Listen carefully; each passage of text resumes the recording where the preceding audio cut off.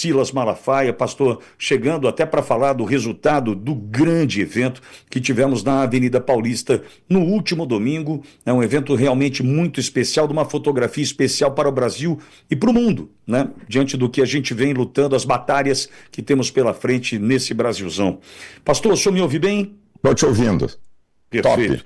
Pastor, muitíssimo obrigado por aceitar o nosso convite mais uma vez, pastor. É um prazer, Pitoli, estar aqui com você. Você tem sido uma voz muito importante nessa opção que nós temos uma imprensa, grande parte dela, não é toda, é claro, né, com viés esquerdista que esconde muita coisa, e aqui é um canal aberto para a gente poder falar coisas que o povo precisa conhecer do outro lado. Obrigado, pastor, pela confiança em nosso trabalho também. Pastor, aí vem a USP e diz 44.900. Vem o Datafolha, 55.900. Aí vem Poder 360, 59.900. Eu acho que não confere com a realidade, pastor. De onde tiraram esses números e o que a gente pode falar sobre a quantidade de brasileiros patriotas que ali estavam, pastor? Isso é muito importante e interessante, Pitoli. Presta atenção, eu estava lendo a reportagem sobre a USP, que agora a USP é a dona da verdade dos números. A USP esquerdopata. E lá na matéria diz que o sistema que eles utilizam tem 70% de confiança. Então, para aí. Se numa sala tem 10 pessoas, isso é exata, é o real. Se algum aparelho vai medir isso, ele não pode dizer que tem 70% de confiança. Isso não é probabilidade de pesquisa eleitoral, isso é dado real. Então, se um aparelho não consegue medir exatamente o número de pessoas existentes, então ele não é confiável coisa nenhuma. Está entendendo o que eu estou construindo aqui? A pesquisa eleitoral é uma lei de probabilidade, certo? Olha, esse candidato aqui tem 20%, margem de erro, mais 3, menos 3, esse outro tem 15%. Probabilidades. Agora, se você tem no ambiente físico uma quantidade exata de pessoas, o equipamento tem que dar a quantidade exata de pessoas para ele ser confiável. Então aqui começa a primeira história. O equipamento da USP, de sei lá de quem, é 70% de confiança. Agora, vamos para a medida da Paulista para matar a história. A Paulista, a extensão dela é 47 por 2.800 metros, tá? De avenida, as duas calçadas 10 metros por 2.800 cada uma, tá certo? Total da brincadeira, 186 mil metros quadrados.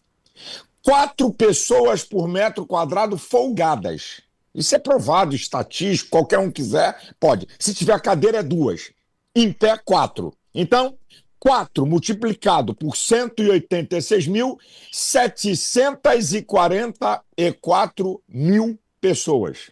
Então, a Paulista, de ponta a ponta cheia, folgadamente, 744 mil. Então, vamos lá? As duas pontas da Paulista tinham vaga. Alguns flancos no meio. Então, eu vou dar um desconto de mais de 30%. Tá bom? Eu estou sendo bem legal. Eu vou dar um desconto de 30%, mais de 30%, tá? Do espaço ocupado. Então, nós temos um número entre 450 mil e 500 mil pessoas na Paulista, sendo um número bem realista, sem ser exagerado. Eu estou dando um desconto de mais de 30% da capacidade da Paulista. Minha gente, o drone, Pitoli, ele não conseguia ir em toda a extensão, porque muitos sinais de celular, o sinal do drone tem uma distância. Então, aonde tem as imagens de drone, não é o final. Só na imagem do drone você vê a muvuca, a multidão de gente, sem ele ir até o final. Porque nós não estamos aqui para esconder imagem como a esquerda faz ou enganar o povo. Então, é uma furada das maiores. E preste atenção a uma coisa muito interessante, Pitoli. A partir do momento que a direita faz manifestações megas e a esquerda não consegue, o Datafolha, a USP e outros começam a querer dar um número de pessoas. Que é interessante, porque nunca deram anteriormente. Eles já estavam aí. A USP já estava aí há anos e anos e anos e anos, o Datafolha aí há anos e anos e anos. Por que só agora eles estão interessados em dar número de manifestações quando a esquerda não consegue levar meia dúzia de gente? E como já disseram, Bolsonaro tomando um café na Paulista leva mais gente do que a esquerda. Então, para desconfiar. Pois é, pastor, e ao mesmo tempo são números que abastecem essa imprensa que o senhor disse, que está a serviço do governo, que está a serviço do sistema. A imprensa usa desse número para poder desqualificar o que nós conseguimos fazer, nós brasileiros, no último domingo na Avenida Paulista. Lembrando que o governo federal anunciou através da SECOM 3,5 bilhões de reais, né, para anúncio, propaganda, e parte disso serve para alimentar uma narrativa de que, ao invés de 450, 500 mil pessoas, tínhamos 44.900 pessoas na Paulista. Então, são números que abastecem essa narrativa de uma imprensa patrocinada pelo governo, pastor. Perfeito. Só teve um cara que eu tenho, nós temos que ser transparentes. Nas bem-aventuranças, em Mateus capítulo 5, versículo 8, Jesus falou assim, ó, bem-aventurados limpos de coração, porque verão a Deus. Lá no original, limpos de coração é aquele que fala o que é por dentro, porque eu, você e qualquer um podemos maquiar através da linguagem verbal e gestual aquilo que sentimos ou pensamos. Então Jesus falou, limpos de coração é aquele que fala o que sente, é aquele que fala aquilo que percebe dentro de si. Então, eu quero ser honesto. Teve um cara da esquerda, Gabeira, que fez a seguinte declaração. Eu estou aqui para ficar nessa discussão de números. A verdade é que Bolsonaro é o único líder que consegue botar massa na rua hoje. E a esquerda não. Ele foi honesto. Então eu estou repetindo aqui porque Gabeira é um cara da esquerda. Mas teve o senso crítico de ser honesto. Nós não vamos discutir, ele acabou lá na Globo Lixo, lá da News, ele acabou, ele arregaçou. Eu não gosto de discutir aqui números. A questão é que Bolsonaro, hoje, é o único líder que leva a massa para a rua. Essa é uma verdade absoluta. Aliás, pastor, eu queria tratar de vários pontos da fala, tanto do senhor quanto do presidente Bolsonaro, ali na Avenida Paulista do último domingo. E tem um ponto da fala do presidente Bolsonaro que me chama a atenção, me chamou muito a atenção, quando ele diz, eles não querem a mim, eles querem vocês. Né? Esse ponto é importante, e aí eu vou lhe fazer uma pergunta, preciso ouvi-lo nesse sentido. Quem poderia substituir o presidente Bolsonaro? Existe essa possibilidade? Aventa essa possibilidade? Qual é a análise do senhor com relação a essa discussão que se traz? Todo mundo pergunta, mas quem pode substituir? O que o senhor pensa com relação a isso, pastor?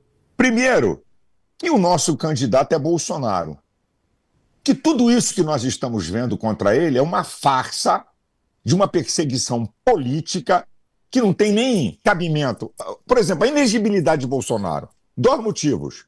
Se reuniu com embaixadores para falar da santa, imaculada, poderosa urna eletrônica.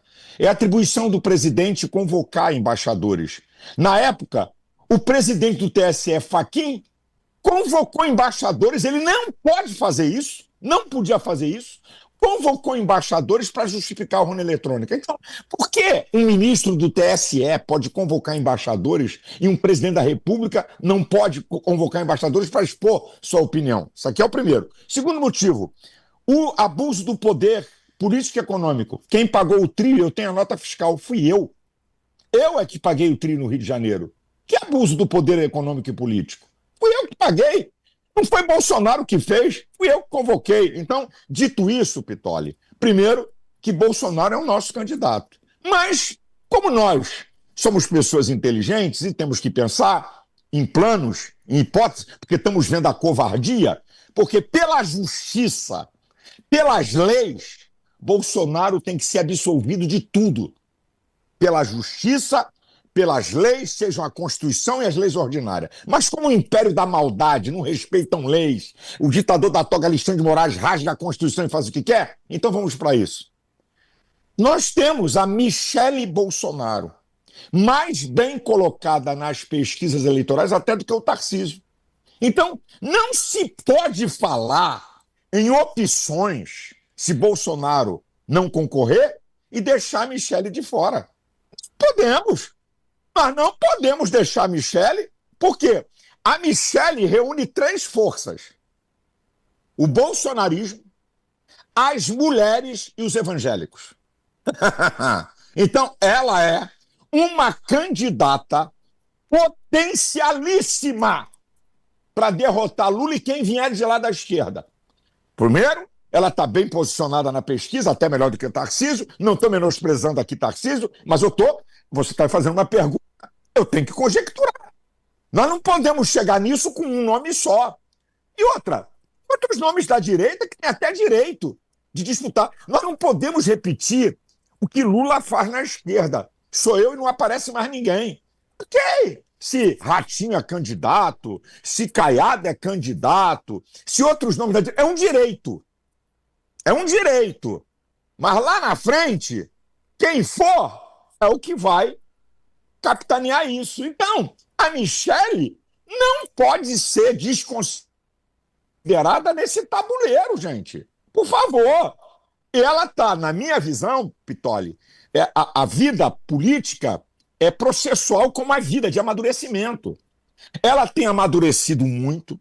O discurso dela na Paulista foi sensacional, foi o melhor que ela fez até hoje. Tá? Uma outra, as atitudes dela com os filhos de Bolsonaro, muito top.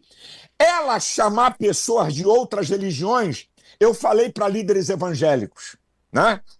Eu não estava numa manifestação evangélica. Eu não estava numa manifestação que líderes evangélicos convocaram.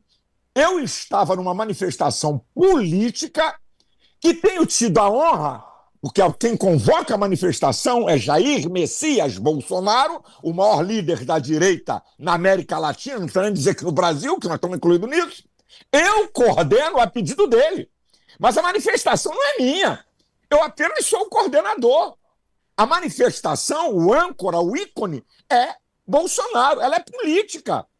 E ela tem que abraçar todo mundo. Se o evento é evangélico, aí sou eu que digo, vai falar só pastor, vai falar só líder evangélico, não vai ter ninguém de outra religião, porque o evento é evangélico. Então, a Michelle, ela deu uma demonstração de uma percepção política sensacional. Mesmo ela sendo evangélica, ela mostrou que na política não é a cor da religião. Então, ao convidar padre, ao convidar gente da religião africana, ao convidar judeu, sabe? Ela deu uma demonstração, não é? E quero ser bem honesto aqui. Não me venha com nenhuma manifestação para eu dar a mão para padre, para gente da religião espírita, que eu não vou dar mão para ninguém. Porque eu tenho posições divergentes com ele. Eu quero deixar isso aqui bem claro. Agora, estar junto no lugar, eu vou estar. Porque nós temos que somar forças. Porque esse não é um ato religioso. Esse é um ato político. Que ela, muito inteligente, convidou gente de outras religiões. E foi ela, não foi nem Bolsonaro. E ela é evangélica. Então, isso mostra o amadurecimento, a percepção política da Michelle. E aquela cena dela chamar os filhos do Bolsonaro foi sensacional, sabe? Para quebrar qualquer questão, para quebrar falácia, tem guerra de família. Foi espetacular. Então, menosprezar a Michelle nesse tabuleiro é querer me dar atestado de idiota. Eu não sou muito inteligente, mas idiota não sou. Pastor, e aí entra num outro ponto, então, que eu também entendo importante, concordando com o senhor. Nós acompanhamos na Venezuela o aprimoramento do processo eleitoral numa exigência feita por Biden, que pôs ali o voto impresso e a contagem pública dos votos. Entendo que, independentemente de quem nós venhamos a ter na disputa, seja o presidente Bolsonaro ou Michele, como o senhor colocou agora, nós precisamos aprimorar o processo para acabar com toda a dúvida que culmina, de uma certa forma, direta ou indiretamente, no 8 de janeiro. Então, nós também precisamos exigir, né, o aprimoramento do processo, sem olhar no retrovisor, que a gente não pode, né, tem censura no ar, falar sobre 2022, o Internacional venceu o Corinthians, a gente sabe como é, mas olhando para 2026, ainda há tempo de exigir o aprimoramento desse processo eleitoral para que a gente tenha clareza, nitidez, que seja cristalino e sem dúvidas. Acho que passa por esse ponto também, não passa não, pastor? Mas você está correto, gênero, número e grau. Escute isso, gente. Se o Brasil tem o melhor sistema de contagem de voto, por que só o Brasil e o Putão têm eleições 100% eletrônica? Por quê? Porque a Alemanha, a Inglaterra, a França, a Suíça, Estados Unidos, Canadá não inclui esse sistema. Israel, né, pastor? Já é o dono da tecnologia do mundo. Por quê? Porque todo mundo sabe, aí eu não estou falando de TSE, e aí eu não estou insinuando nada. Todo mundo sabe que sistemas eletrônicos são vulneráveis. Todo mundo sabe. E outra, aquela conversa fiada que agora nós estamos mais abertos entendendo, não, porque o voto é secreto. E quem te falou que é para expor o voto? O que a Índia levou 9 anos para aprimorar o sistema eletrônico dela? Como é que é a história? Você vota eletronicamente, depois aperta um botão, o voto é jogado numa urna e você olha no visor e acabou o papo. Aquilo ali é lacrado. Se houver alguma dúvida, contagem manual de voto. É isso que tem que acontecer, Pitoli. Você vota eletronicamente, aperta um botão que vai sair um voto impresso, você verifica que seu voto impresso está lá, acabou o papo. Nós não estamos pedindo para ninguém mostrar eletronicamente aqui João votou em Manel e Máriozinho votou em Carlinhos. Não! Nós queremos o que você falou, a segurança da apuração. E, lamentavelmente, o mundo, quer dizer, lamentavelmente no sentido de que não é 100% confiável. Eu gostaria que fosse. Eu gostaria que o sistema eletrônico fosse 100% confiável. E outra, quem é que tem os códigos-fontes na mão? São os candidatos? Não. Quem tem os códigos-fontes na mão? Só o TSE. Então vamos parar de conversa. Vamos parar de papo. Eu não estou aqui denegrindo o TSE, dizendo que está roubando, não estou falando nada disso. Eu estou fazendo uma análise crítica. Qual é o problema, Pitoli? Se nós queremos uma eleição limpa e justa, qual é o problema de aprimorar esse sistema? Sem dúvida. Que tanta luta contra aprimorar um sistema? Já que sistemas tecnológicos... Gente, a urna eletrônica é de que ano? Quantos anos se passaram? Sistemas eletrônicos se aprimoram. Eu estou aqui no telefone o 16. Eu estou aqui com o iPhone 16. Foi trocado ontem. Era o 9, era o 8, era o 7, o 10, o 11, o 12. Está no 16. Pelo amor de Deus. Vamos ser coerentes, imprensa brasileira, políticos. Ninguém está aqui querendo ficar insinuando. Agora deixa a gente ter dúvida. Por quê? Porque não é 100% confiável o sistema exclusivamente eletrônico. Se fosse, repito, Israel, Estados Unidos, Canadá, Alemanha, França e as nações da Europa colocariam 100% a eleição eletrônica. Só 2 nações do mundo têm eleições 100% eletrônicas. O Brasil e um paísinho lá da Ásia. Isso é uma brincadeira. Pastor, agora seguindo no que o senhor tratou ali na Paulista no último domingo, queria tratar sobre Hugo Mota, a fala que o senhor fez. Eu veiculei o vídeo que o senhor distribuiu, né, anteontem através das suas redes. Eu veiculei na cobrança que o senhor fez ao Hugo Mota diante do que ele entende como prioritário, como pauta prioritária, como pauta urgente dentro da Câmara dos Deputados. O senhor fez uma fala forte, uma cobrança séria, provando inclusive que existem PLs de uma ordem de prioridade, né, que passam à frente do PL da anistia, que é a nossa prioridade, a pauta do brasileiro, não é, pastor? Eu vou falar sobre isso e vou fazer mais uma denúncia grave, mais uma nova denúncia sobre o presidente da Câmara, Hugo Mota. Bem, a coisa é tão vergonhosa que é um deboche ao povo brasileiro. A conversa de Hugo Mota, ela é mentirosa. Ele começa dizendo assim: eu não apoio a urgência do projeto da anistia porque isso tensiona os poderes. Mentira. O projeto de anistia pertence ao Congresso Nacional, não pertence ao STF nem ao governo Lula.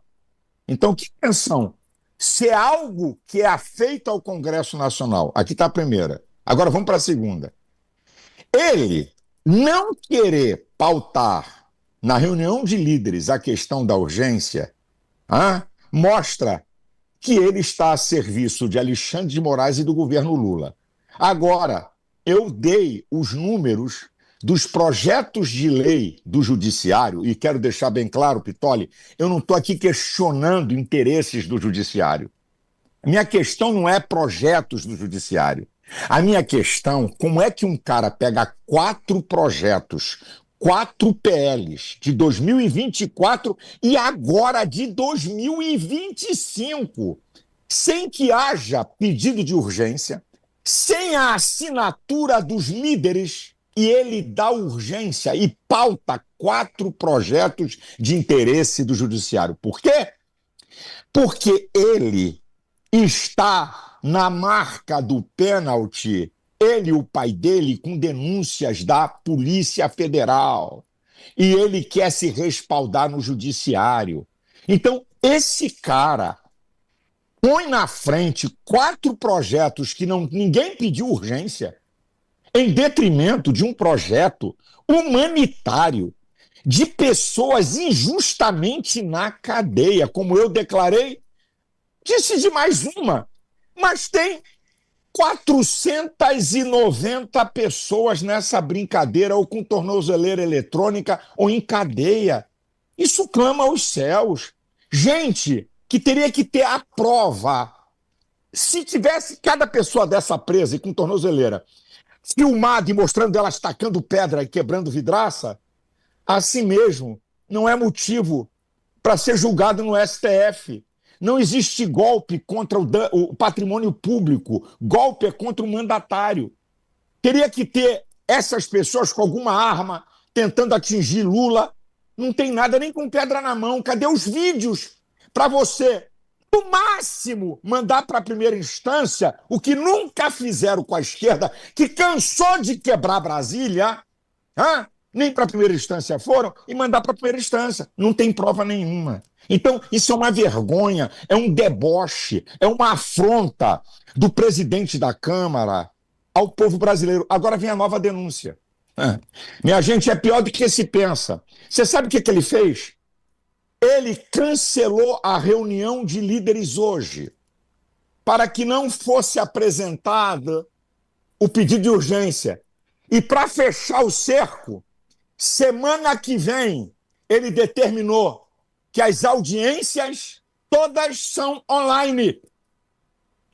As audiências da semana que vem são online, porque ele vai viajar, caiu fora. E ele está pensando que isso vai dificultar apresentar as mais de 257 assinaturas que vão chegar hoje. Ele está fazendo esse jogo por quê? Para não ter semana que vem a reunião de líderes e apresentar os 257, 260, 270 nomes que apoiam o pedido de urgência, que ele é obrigado a aceitar, ele não tem saída. Então, olha que jogo. Afinadinho com Alexandre de Moraes, ele está fazendo esse jogo sujo, vergonhoso e absurdo que nós temos que denunciar a sociedade brasileira. O cara cancela a reunião de líderes hoje com medo de que Sóstenes, o líder do PL, apresente hoje, na reunião de líderes, o número, né, que é exigido pela lei. Então ele cancela. E para que não tenha reunião de líderes semana que vem, ele bota em remota as sessões do Congresso Nacional. Gente, como é que pode? Os deputados não estão vendo isso? Não é possível.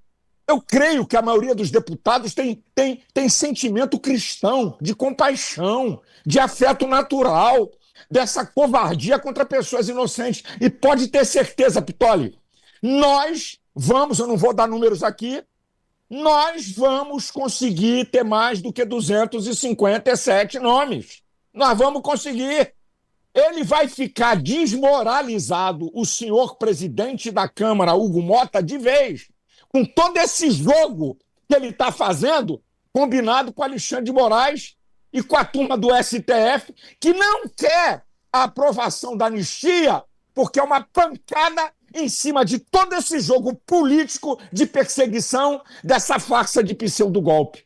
Então, além dele fazer isso, ele vem com mais esse absurdo, sabe? Para afrontar até os deputados e afrontar o povo brasileiro. Pastor, e só para ajudar ele a conhecer um pouco da realidade, essa semana a Auriverde começou uma campanha pela prisão domiciliar da dona Vildete. Não sei se o senhor acompanhou, pastor, dona Vildete, 74 anos, ela ficou 21 dias presa na colmeia no início de janeiro de 2023, colocada em condicional com tornozeleira, cumprindo todas as cautelares, e em junho do ano passado voltou à prisão naquele momento de risco de fuga, determinado por Alexandre de Moraes. Pastor, dona Vildete chegou, ela tinha acabado de retirar um tumor do intestino, foi levada para a prisão em São Paulo, presídio feminino de Santana, na capital paulista. Chegou na cadeia pesando 52 quilos, está pesando hoje, segundo sua filha, 40 quilos, não consegue mais andar, só com auxílio de cadeira de rodas, já apresentando problemas cognitivos, definhando na cadeia. Ou seja, pastor, se esses aí não têm contato com a realidade, a gente mostra, né? E outra, a Gessimara, que ajudou uma pessoa que estava passando mal com um policial e entrou dentro do palácio que estava com portas abertas, que o senhor general Gonçalves, chefe do GSI de Lula, abriu as portas do palácio. E aí depois a polícia cercou, ela foi presa. Ela está há 2 anos presa, já perdeu 20 quilos, em depressão profunda, já foi colocada em celas de alta periculosidade, já apanhou na cadeia. Isso é uma vergonha, Pitoli. Agora, para dizer que a gente não está só na falácia, os projetos de interesse do judiciário que o senhor Hugo Mota colocou, PL 769/2024, PL 4303/2024, PL 1/2025 e PL 2/2025. Só para saber que nós não estamos aqui caluniando nem difamando, e repito, Pitoli, eu não estou questionando os projetos do judiciário. Eu estou questionando as ações de Hugo Mota e que eu tenho certeza que o honrado e honesto povo da Paraíba vai dar uma resposta a esse cara em 2026. Pastor, outra fala do senhor importante foi com relação a membros das Forças Armadas, o senhor enaltecendo a coragem e o trabalho do general Braga Neto, que continua preso. Entretanto, alguns traidores aqui do lado de fora, não é, pastor? A coisa é muito interessante. Primeiro que eu não ataquei o Exército. Eu não ataquei o glorioso Exército Brasileiro. Eu questionei o alto comando do Exército. Para pensar, Pitoli, o ministro da defesa de Lula, que é civil, é mais macho do que todo o alto comando. Disse em alto e bom som e a petezada teve que engolir. Não teve golpe. O cara foi macho. Não teve golpe. E aí houve pressão da petezada para Lula demitir. Ele falou, eu entrego o cargo. Cadê que eles quiseram que ele entregasse? Isso é homem, sabe? Em razão da sua consciência. José Múcio. Agora, presta atenção, ninguém estava pedindo para militares darem golpe. Agora, você imagina se o comandante do Exército e se os outros oficiais generais, uns 13 do alto comando, se reunissem com o ministro da Defesa e dissesse assim, ou libera Braga Neto, ou para com essa perseguição, ou todos nós vamos renunciar. Amigo, eles iam arregar na hora. Eles arregam na hora. Então, não é para dar golpe, é pressão justa, correta. Vocês querem manter essa injustiça? Então nós renunciamos. Eu queria ver. Ia gerar uma crise que eles não iam aguentar. Então, é usar a pressão. Agora, por que Braga Neto está preso? Braga Neto está preso porque, segundo Alexandre de Moraes, ele estava tentando obstruir as investigações porque ele perguntou ao pai do Cid, que é um general de 4 estrelas como ele, amigo de anos, perguntou, e aí, como é que foi o depoimento? Como é que tá? Isso é obstruir a investigação? Isso é obstruir o processo? Isso é uma vergonha. Sabe por que Braga Neto foi preso? Para dar um motivo de que eles têm que acelerar.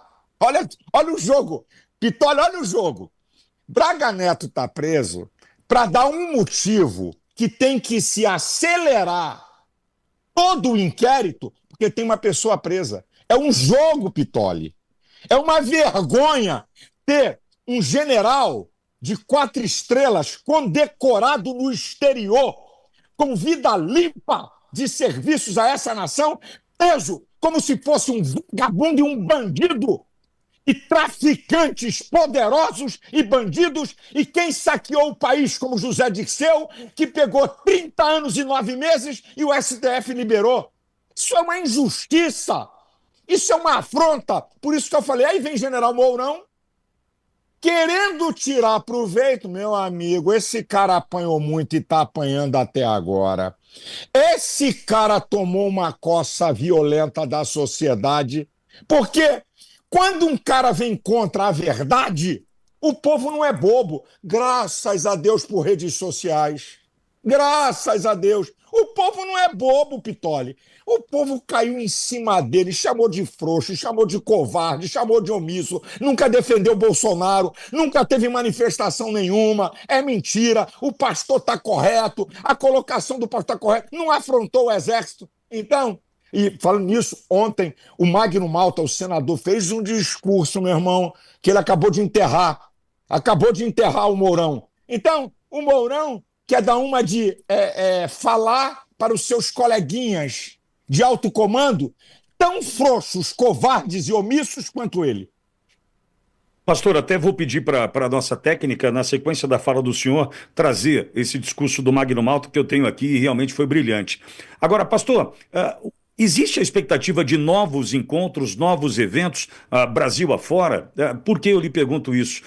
Exceto que a Paulista estava lotada, e a gente sabe disso, o senhor fez a conta hoje, né, 450, 500 mil pessoas, numa conta bastante razoável, né, sem otimismo, sem exagero. Só que a gente teve, por exemplo, na Ouro Verde, mais de 2 milhões de pessoas, na Oeste, quase 3 milhões de pessoas, na e minha tantos rede, outros quase canais 1 milhão. que transmitiram, né, o ato do último domingo, mostrando que o brasileiro está, né, em busca dessa justiça, em busca da liberdade, e muitos não puderam estar, né, na Avenida Paulista, também não puderam estar em Copacabana. Existe a possibilidade de levar esse evento para outros pontos do Brasil, pastor? Como eu disse no início da entrevista, quem comanda isso é Bolsonaro. Eu apenas coordeno em algum lugar. Bolsonaro, eu até ouvi dizer que ele, numa entrevista, disse que vai fazer outras manifestações. Mas eu não tenho esse poder de determinar manifestações. Eu apenas coordeno para Bolsonaro. Eu queria te dizer, Pitoli, não sou eu que convoco. Quem convoca é Bolsonaro. Então, eu acho, por exemplo, estou dando um exemplo, eu acho que o 7 de setembro tem que ter manifestações em todo o país. Na Paulista, como o tambor do Brasil, mas minha opinião, ok? Não falei nada com o Bolsonaro. Eu acho que ele tem que convocar tudo que é cidade. Faça uma carreata, faça uma motociata, vai para uma praça, todo mundo de verde e amarelo. Convocar o Brasil para estar na rua no 7 de setembro. E também eu sou a favor de manifestações em outros lugares, mas como te disse, não sou eu que convoco. Eu apenas ajudo na organização. E a gente fica feliz por isso, viu, pastor? Pelo sucesso e pela oportunidade de reunir, de juntar tanta gente por uma causa tão prioritária para nós como a anistia e pela nossa liberdade. Obrigado, viu, pastor, por estar aqui de novo, sempre com essa conversa muito franca. Eu agradeço a oportunidade. Quero dizer que o povo é o supremo poder. Pela primeira vez, uma pequena pressão do povo, a gente tem que saber ler isso, Pitoli, uma pequena pressão do povo, Alexandre de Moraes liberou 2 mulheres, a Débora e a Eliane. Uma pequena pressão. Significa, Pitoli, que eu, você, religiosos, STF, governo, Senado e Câmara se dobram ao supremo poder de uma nação, que é o povo. Isso está na Constituição. O poder emana do povo, é em nome dele que é exercido. Por isso que a questão de Bolsonaro não está definida. Eu tenho repetido, o povo, uma pressão do povo sobre o Congresso Nacional e sobre o STF, eles vão pensar 10 vezes em condenar Bolsonaro e deixar ele inelegível. O povo é a balança dessa brincadeira. E eu tenho que falar da minha fé. Isso aqui eu estou falando da lógica, estou falando da política. Agora, eu creio em Deus. Deus é o supremo juiz do universo. E creio que Deus também pode interferir em processos, com coisas que a gente nem imagina e no tempo que a gente nem acha. Então, essas duas coisas. E eu termino dizendo que Deus abençoe você, você continue a ser esse canal e essa voz. Deus abençoe cada Amém. pessoa que está aqui nos assistindo, suas famílias. Deus abençoe o Brasil e obrigado pela oportunidade. Amém, pastor. Muito obrigado. Volte sempre, pastor. Aqui é a tua casa. Amém.